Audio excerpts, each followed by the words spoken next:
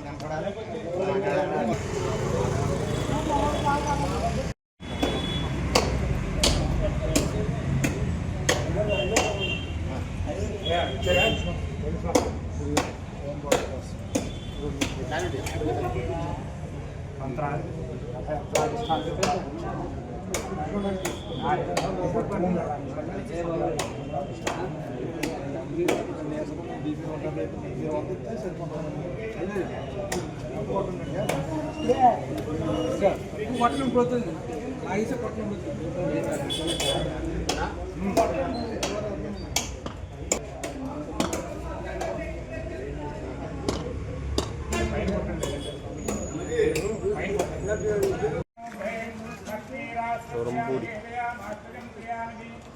చిక్కుళ్ళు చోరంపూడి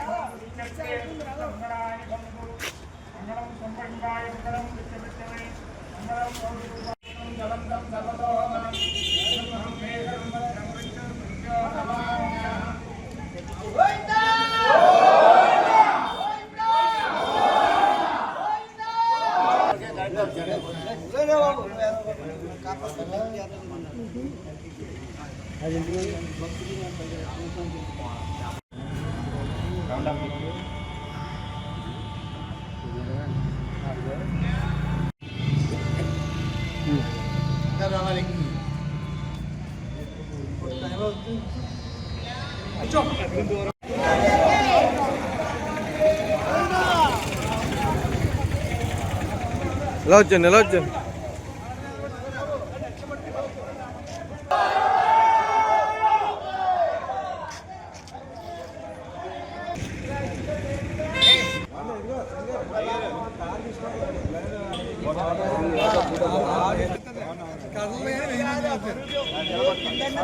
సరిపోదు గట్టిగా రాగలంటే అక్కడ బాగలేని ఫోటో పెట్టి తాడు పట్టుకున్నారు.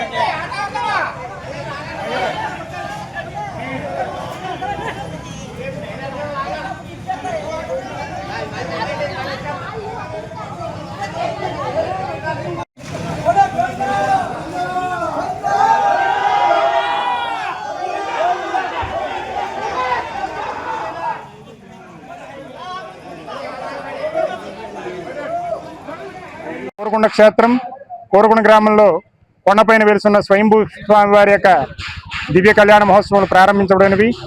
అందులో భాగంగా ఈరోజు స్వామివారి యొక్క రథాన్ని ఒకసారి స్వామివారిని బయటికి తీసి రథాన్ని బయటికి తీసి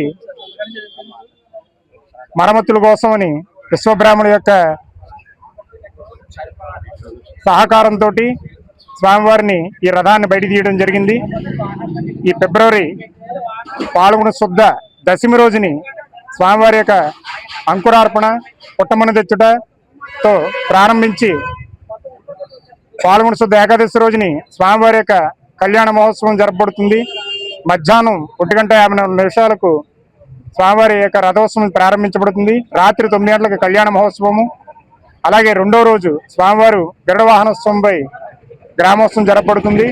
మూడో రోజు సేవాకాల మండపంలో దిగువాలయంలో స్వామివారికి సదస్సును జరిపించి వేద పండితుల చేత ఆశీర్వచన జరిపించి ఆంజనేయ వాహనంపై గ్రామోత్సవం జరపబడుతుంది.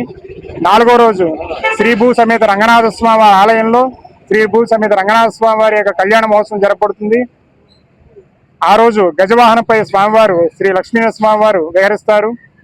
ఐదో రోజుని చంద్రగ్రహణం కారణంగా మధ్యాహ్నం 3:30 నుంచి రాత్రి సుమారు 7 గంటల వరకు ఉంది కారణంగా ఆ రోజు కార్యక్రమములు త్వరితగతిని ప్రారంభించి ఉదయాన్నే స్వామివారికి నిత్యార్చన, బలిహరణ, సేవాకాల తీర్థప్రసాద గోష్ఠి త్వరితగతిని చేసి చక్రతీర్థానికి శ్రీ స్వామివారిని, లక్ష్మీ నరసింహస్వామి వారిని, శ్రీభూ సమేత అనంత పద్మనాభ స్వామి వారిని, చక్ర పెరుమాళ్ళని గిరి ప్రదక్షిణ పూర్వకంగా స్వామివారి కోనేరు వద్ద చక్రతీర్థం జరపబడును. అలాగే అయిన వెంటనే యథాస్థానంలో స్వామివారి ప్రవేశం ఉంటుంది. ఆ తర్వాత దర్శనాలు నిలిపివేయబడుతుంది.